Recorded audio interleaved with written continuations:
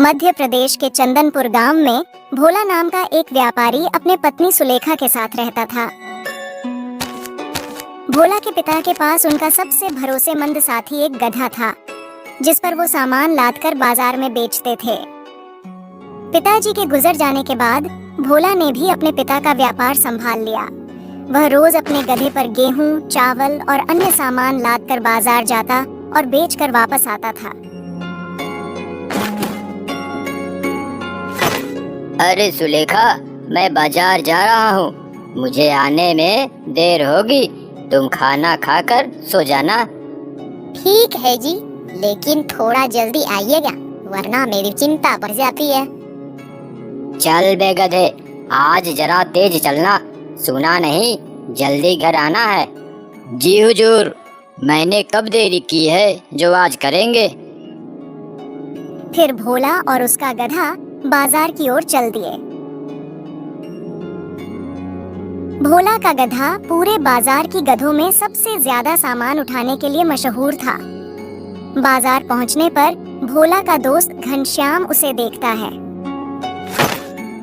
अरे भोला, क्या बात है, तुम्हारा गधा तो पूरे बाजार भर में सबसे ज्यादा बोरी उठाता है। एक काम करो, ये गधा तुम मुझसे बेच दो।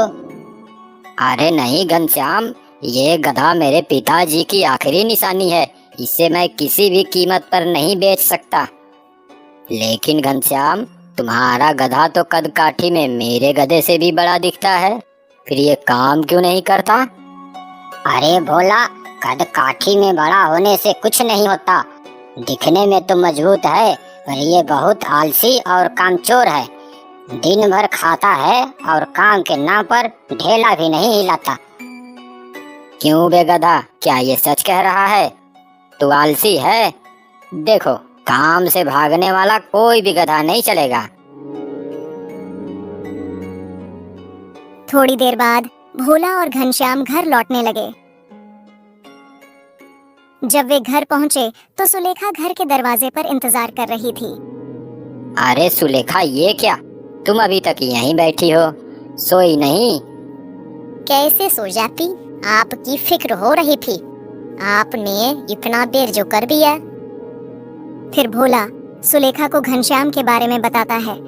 सुलेखा, ये मेरा दोस्त घनश्याम है, पास के ही गांव से आता है और मेरे साथ बाजार में व्यापारी का काम करता है। भाभी जी, आप अभी तक भोला के इंतजार में बैठी हुई हैं, और एक मेरी पत्नी है, वो अब तक सोते हुए सपने भी देख रही होगी। मेरी बीबी तो एकदम बेफिक्र रहती है। अरे उसकी अतल भैंस चढ़ने गई है क्या? अरे भाभी जी, वो भी एकदम आलसी है, बिल्कुल मेरे गधे जैसा, दोनों में कुछ विशेष फर्क नहीं है। अच्छा भोला, अब मैं चलता हूँ।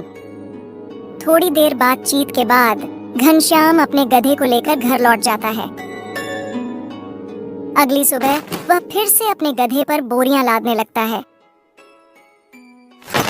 बाप रे, ये बोरियां तो पहाड़ जितनी भारी है, मेरी तो कमर ही टूट गई। बचाओ, अरे कोई मुझे इस जल्लाद से बचाओ। अबे चुप, तेरा यही रोज का नाटक है, खाना तो दबाकर खाता है, उस वक्त सब ठीक होता है, और काम करते वक्त तेरी हड्डियां टूटने लगती है। तभी भोला अपने गधे के साथ वहां से गुजरता है। अरे कोई इस जल्लाद से मेरी रक्षा करो। घनश्याम, लगता है आज तेरा गधा बीमार है, चल अपनी बोरियां मेरे गधे पर रख दे, आज इसे आराम करने दे।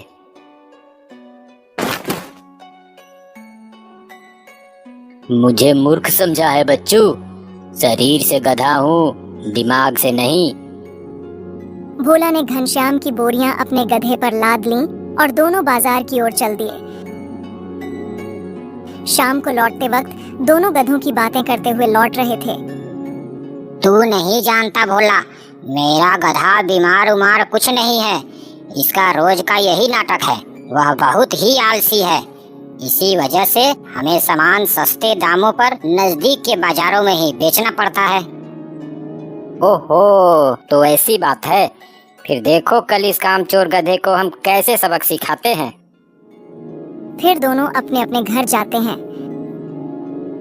अगले दिन घनश्याम ने फिर से अपने गधे पर बोरियां लादनी शुरू की और गधा फिर से चिल्लाने लगा, अरे मर गया रे, कोई बचाओ मुझे, मेरी हड्डियां टूट गई। तभी भोला फिर वहां से गुजर रहा होता है और वह हंसते हुए कहता है, अरे रहने दे घनश्याम, आज भी इसे बाजार नहीं ले जाएंगे। इसे आज भी यहीं आराम करने दे और इसकी पीठ पर लदी बोरियों को भी नहीं उतारना। आज इसे ऐसे ही छोड़ दे। सुन रहा है ना, आज तुझे इन्हीं बोरियों के साथ आराम मिलेगा। अरे नहीं नहीं, ऐसा मत करो, मैं मर जाऊंगा। अब से जैसा कहोगे मैं वैसा ही करूंगा। आज तो तुझे आराम ही करना होगा। घनश्याम ने भोला की बात मानी और गधे को बोरियों समेत वहीं खड़ा छोड़ दिया। गधे ने थोड़ी देर इधर उधर देखा, लेकिन जब किसी ने बोरियां हटाने की कोशिश नहीं की तो उसे समझ में आ गया कि अब कोई उसकी मदद नहीं करेगा। धीरे धीरे वह बोरियों को लेकर चलने लगा।